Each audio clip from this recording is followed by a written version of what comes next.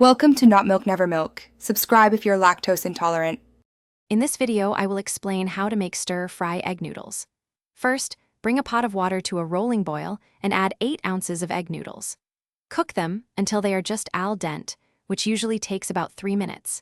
Immediately drain the noodles and rinse them thoroughly with cold water to halt the cooking process. Finally, toss the cooled noodles with 1 tablespoon of sesame oil to keep them from sticking together while you prepare other ingredients. Next, prepare your vegetables and protein.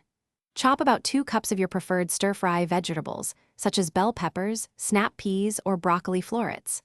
Then, slice 8 ounces of your chosen protein, like chicken breast, shrimp, or firm tofu, into uniform, bite-sized pieces. Don't forget to mince 2 cloves of garlic and grate 1 inch of fresh ginger. These aromatics are essential for a delicious stir-fry. Now, let's get cooking. Heat 2 tablespoons of a high smoke point oil, like canola or peanut oil, in a large wok or skillet over high heat.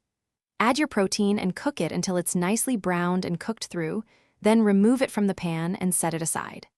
Next, add your prepared vegetables to the hot pan and stir-fry them for 3 to 5 minutes until they are crisp tender. For the sauce, whisk together 1/4 cup of soy sauce, 1 tablespoon of honey, and 1 teaspoon of cornstarch in a small bowl.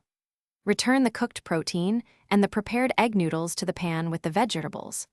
Pour the sauce over everything and toss continuously until the noodles and ingredients are evenly coated and the sauce has thickened, which takes about 1 to 2 minutes.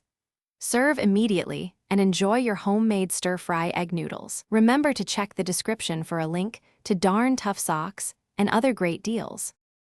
Thanks for watching. If this was helpful, leave a like and consider subscribing. See you next time.